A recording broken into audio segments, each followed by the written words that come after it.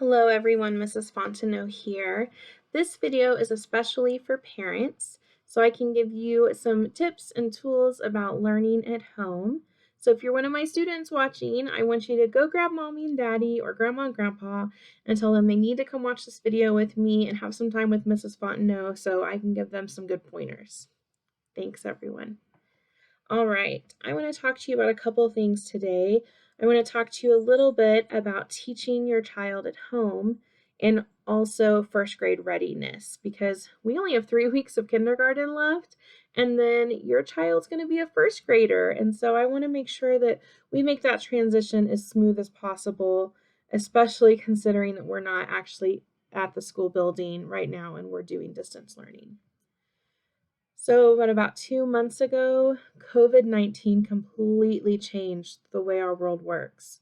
We left for spring break, and we didn't know that we weren't coming back to our classrooms this year after we returned. And it's been a completely different experience to go from teaching in the classroom to teaching from my home. So I can only imagine what it's been like for you as a parent to go from your normal day-to-day life and job to now being the teacher for your child. That's what has happened. You are now the teacher. And really, there's no better teacher for your child than you. So I couldn't be happier that you are getting this experience at home. I think these are going to be tools that can carry us in the future, and they're going to help you with your child, with school, with building that relationship with them. I think this is going to give us all some really great tools to carry us on even past when this social distancing is lifted and we're able to return to normal life. I know for myself, I've learned a lot of new technology tools and trying to learn how to teach kids that are not in front of me, and that has been a complete different experience. So I want to just offer you some support and give you some things that hopefully will help make teaching your child at home a little bit easier, a little bit more enjoyable, and not seem like a challenging or tedious time. I want it to be fun because learning should be fun, learning should be engaging, and I want to help you bring that into your house. So I sent everyone a couple weeks ago with packets this little sheet, and it's home learning for the parents. So I just gave you some tips, and in it I told you about some homeschool time. So I said make sure you establish a schedule or routine. We have our daily schedule for kindergarten in the Fox folder, but I would recommend that you do a simpler schedule.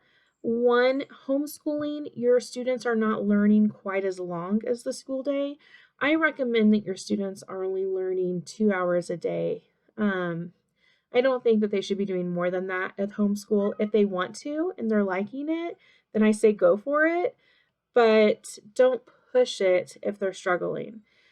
One, kids need playtime. We have 3 recesses a day. We have morning recess, we have after lunch recess, and we have afternoon recess. And those are 30 minutes each. So making sure that your child is getting that outdoor recess time or time to play with toys. We also have a 20-minute free time every day where the kids can get the toys out, play with the grocery center, they can do art projects. So make sure that you're allowing that time for your students in your schedule. Also, not everything has to be sit and work at the table. Okay, learning is not about sitting. I don't know if you know, but kindergartners are not made to sit for very long. They are not like us. They cannot force themselves to sit and listen.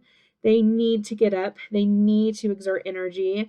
It's actually scientifically proven that the more they're up and moving, the more their brain can focus. Okay, so make sure they're not sitting all day, please. Have them up and moving. Some rules for learning at home, make some. We have class rules. We have I can be a good friend, I can be kind, I can be safe, I can follow directions quickly. It's been a while since we reviewed these. And also, I can make new mistakes. We love making mistakes because that's how we learn. And I make mistakes all the time. You're going to make mistakes, and it's okay. Give yourself grace for that. Give your child grace for that. So make some rules that work for you. It could be that, you have to do your homework for 30 minutes and then you get a break. Or, you have to use your manners, say please and thank you. You have to clean up after yourself when you're done playing. Make some rules that work for your family, for your home environment. Also, encourage your children during work time to use a whisper voice if they need to focus. We do that in class a lot where we do one whisper voice. So we have some voice levels. We have 0, which means we're not talking at all. We have 1 whisper. We have 2, which is normal, like I'm talking to you now. We have 3, where we're talking in groups and we're getting loud because there's lots of people around. And then we have 4, which is only outside because that is yelling and we do not yell inside. So giving your children those voice levels that they can do. So right now, you can use voice level 2 while you're working. Oh, right now I really need you to focus. I want you on voice level 1, okay? Also, they can listen to music while they work if you want them to. The kindergartners love listening and singing while we work. It's one of our favorite things. We listen to Moana and Trolls and Disney songs, and we just have a great old time. So having that is a good way to help them to enjoy school time a little bit more. Encourage them to try their best. It's okay if they mess up. It's okay if they can't do it, if it's hard for them. Just encourage them to do their best and then celebrate that they did that. Celebrate those small victories. You have a child that doesn't like to write and she just wrote something, make that a big deal. Celebrate that. Tell them how great that is and how proud you are of them. Maybe reward them. We love stickers and stamps in kindergarten. We have a prize box. We earn points on Dojo. Find a way to reward them. Did you know you can actually give your kid points on Dojo? And most of you have Dojo. So you could do that and then you could have rewards. So like one of our rewards was that we got a prize box. Of course, that was a simple one. They got extra free time. Another one was they got to sit in the camping chair instead of the regular chair. So maybe they could do homework on the couch one day, or maybe they could get to use a colorful pen instead of a pencil, because I always make them use pencil and it's boring. Find some creative ways to celebrate those successes with them. Also, if they get done with something early, but you've set a set amount of time, so say that you give them 20 minutes to finish 2 worksheets and they're done in 5, when they're done, have them free write or free color. That's what we do in class. So it's still a quiet activity. They're still sitting and focusing, but they're practicing some of those skills.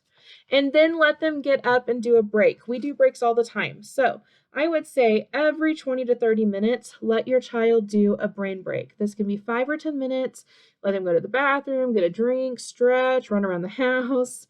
We do something called Go Noodle videos. If you go to YouTube and you type in the search Go Noodle videos, there are some really fun videos that have the kids up and moving and exercising.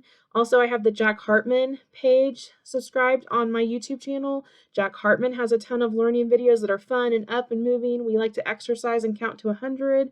Do some of those things for brain breaks with them so they can get moving. You could do yoga. I sent some animal yoga cards in this week's packet.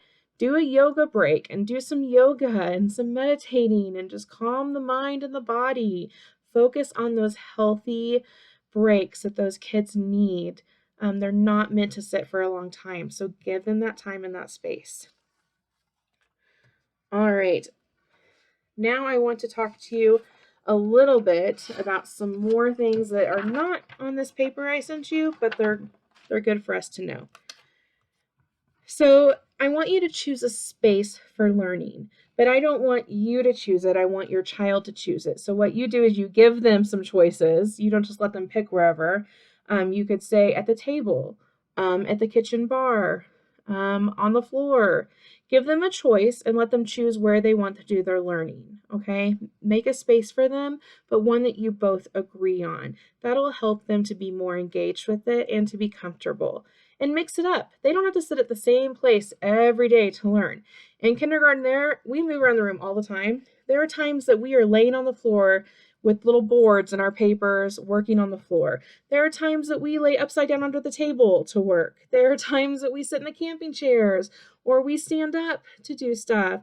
There's lots of different ways for kids to learn in a comfortable, fun space. Okay, they don't have to sit at a desk, at a table the whole time. Work with your child on what they want and also what will work with you. Okay, set those guidelines, but let them have some choices. Also, let them choose some learning tools. Learning tools. So, like when they're reading, a magnifying glass or a bookmarker. We have reading buddies in school. So there are stuffed animals, and we read with them. We read to them. Maybe you need a writing buddy or a math buddy. Let them get a stuffed animal out. And the cool thing about this is it teaches them responsibility because they know that if they use it correctly, they get to keep it. But if they play with it and they're not reading to it, let's say they're throwing it in the air or they're playing pet shop and they're not reading their story, they lose their reading buddy. So it teaches them to be responsible and to earn that responsibility by us trusting that they can use the tool correctly, and we call them tools in class. So find some tools for them to use, okay?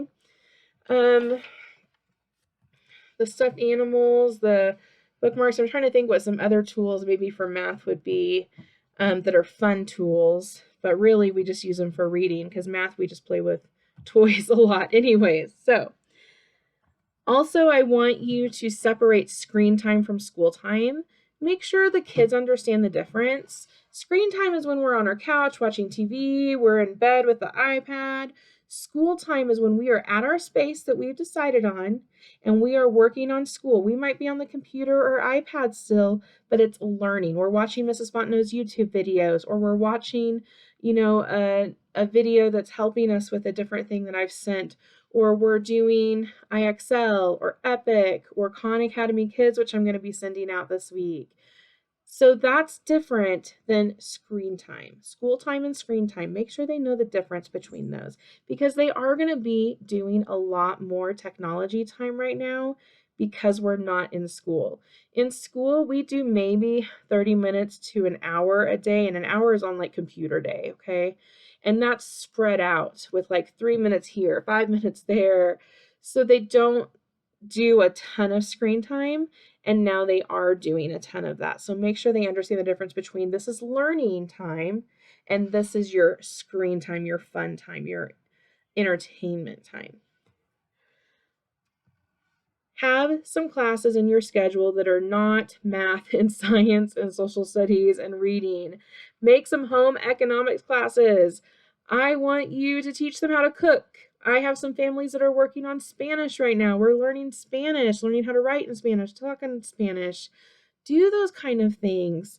Maybe you want to have an art class or a music class and you could do family sing-alongs. How great would that be to have a family sing-along class? Having those opportunities for your kids that are fun, that's what this home time is all about. We don't get to do all of that in kindergarten. I can't teach them how to cook in the kindergarten classroom. We do a little bit, but it's like mixing up stuff. It's not really the same as let's come learn how to make cookies and let me teach you how to make a cake. We have some kids that have made pizza. They've made pyramid cakes. They've made homemade bread and noodles. Cooking is a great thing to do. Teach them some home skills, how to clean, how to fold laundry, how to take care of a pet, maybe how to help out with a sibling. These are a great time. This is a great time, sorry, for us to focus on some of those home skills. And I know our kindergartners love to clean at school, so I bet you they would be great helpers at home. Another thing is schedule family time every day. Schedule family time. This is so important. We have never been given an opportunity like this in my lifetime to spend this much time with our families. Every year, I feel like it's busier and busier, and there's less time with the people that we love and care about. And now we have all the time in the world to spend with them. Go on walks, go on nature hunts, go on hikes, have family movie night in your pajamas with popcorn, have a family art show, have a family talent show. Schedule some family times and some family activities. Also, don't be afraid to let your child get bored. Let them get bored. If they say they're bored, that's fine because out of boredom comes creativity and imagination. And it'll be incredible what they come up with or find to do or create when they are bored. So it's okay to let them wrestle with that and struggle with that. It actually practices some really great skills, okay, for creativity and problem solving. All right, reading. I want them to be reading, as you know. But you may feel overwhelmed because you don't want to read to them all the time. But guess what? You don't have to. On my YouTube channel, I have read alouds I'm doing. I'm sharing some read alouds. Also, there are famous people all over the country right now that are doing read alouds for your kids. So all you have to do is search for them on YouTube, on Facebook. There are readings happening all the time, so you don't have to be doing it. You can be doing your job at home. You can be cooking dinner. You could be taking a break and watching a TV show if you want, and your kid can be being read to by someone else, okay? Math. Math is very hands-on. Find some things at home to do for math. So this could be like when we went outside and I did my math up at the rim, we did the tally sticks. And if you haven't seen that video, watch it because it's a great way for your child to practice math. So we did tally sticks. I just got sticks off the ground. I counted with them. I made tallies with them. I did skip counting. I did addition, subtraction, all of that with just sticks that I found. You can do it with rocks, with pine cones, anything that you find, you can do that with. In the morning when they're eating cereal, pour some extra cereal on the counter. Have them count the cereal. Have them group the cereal by 5s or 10s. Measuring. Have them use their toys to measure something. Take their cars and they can measure their pillow.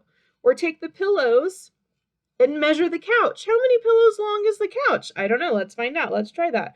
Or take the cereal and let's see how long our spoon is. How many Cheerios make our spoon? Okay? Practice those measuring concepts like that. Addition, subtraction, counting. There's so many ways. I would say use toys, toys, toys. Let them get those toys out and do math with them. They can make patterns. They can group. They can classify. They can make shapes out of them. They can make numbers out of them. Skip counting. They can do that just by walking or hopping, doing the Jack Hartman videos. How many times did you walk around the house? Like how many steps did it take? Sorry, I don't know why I couldn't think of that word, steps. How many steps did it take to get around the house? How many steps from the kitchen to the bedroom? These are all great ways they can practice math that's not sitting doing paperwork. I want them up and moving and interacting with actual things they can touch and they can see for math, okay? All right, 2 more things. 1, let your child have their feelings, okay? It's okay however they feel right now. This is different. Children need structure and routine, and right now we pulled that out from them. So they might be scared, they might be stressed, they might be exhausted, they might be super excited because they love being at home every day. They might be sad and cry one day because they miss their friends. Let them feel those and talk to them about them. Help them through that. It doesn't take much to just say, hey, how are you feeling? Tell me why. Let's talk about that and tell them it's okay to feel sad that you miss your friends. It's okay to feel happy that you're at home and not at school. It's okay to feel scared that you don't understand what's going on. Talk to them about those feelings because they're real for them, and they need help working through that, okay? They need those social emotional skills. And right now you're the teacher, which also means you're the counselor. So you get to fulfill that role as well. And if you need help with that, I would love to support you. Reach out to me. I do have a bachelor's in psychology, so I feel I can offer some good ways to talk to your child that's not going to hinder them and that will help make things better for you and for your child. So please let me know. I would love to support you in that. One more thing. Take it easy on yourself. You did not sign up to be teacher, yet you are teacher now. You did not sign up to have your kid home all day, and your kid is home all day. I understand. When I have kindergartners all day, I love nothing more than to go home and enjoy my peace and quiet at home. You do not get peace and quiet anymore, and I understand that, and that is hard. You are also stressed. We have financial stuff happening with people not working. We are tired of being trapped in the house. Some of us just want to go shopping or see people. Some of us just want hugs. So there's a lot going on even as adults that we're having to deal with emotions and feelings that we're not used to or we don't like. So give yourself grace and just let it be okay. You know what? If you don't get to homeschooling one day, It's okay. It doesn't matter. It's not a big deal. Your child is going to be fine. You're going to be fine. If you guys need to have a pajama movie date the whole day, do it. Please do it. Okay? No one is expecting perfection. No one is expecting you to do this every day. If you need some time and space, give that to yourself. Okay? You don't have to be a superhero. You just have to do the best that you can. And that's all we can ask of our students. And that's all that I can ask of you. Whatever you can give on the day you can give it, that's what you do. And do not let yourself feel bad for not being able to give what you think you should be giving every day. Because right now, giving anything is giving enough. This is hard. This is not something any of us signed up for. But we're going to support each other and get through it. And you're going to be okay. And your child is going to be okay. Pajama days are great. I have a quote I'm going to leave you with, and then I'm going to do a first grade readiness video that you can watch separately. Okay. And it will be probably half the length of this one. Our kids are going to remember this moment forever.